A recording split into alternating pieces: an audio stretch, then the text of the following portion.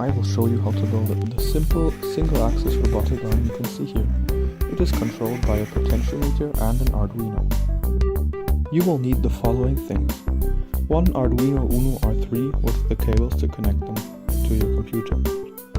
One servo motor, one breadboard, 8 wires that you can insert into your Arduino and the breadboard, one potentiometer, one hot glue gun, a generic saw, a computer or laptop that can run the Arduino program and the Arduino program itself.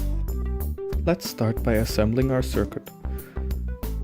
I will put a diagram here on the screen. Pause the video to build it now. I will be adding a base to my servo, however this is purely functional and not really needed if you only want to learn the basics of Arduino. However, it is useful to have a base for the circuit and servo so that it does not tip over when you have an arm. To make the circuit do exactly what you want, you will need to write a program. You can either do this yourself or copy the program that I have linked to in the description of this video. Thank you for watching this video, and I hope your creation works.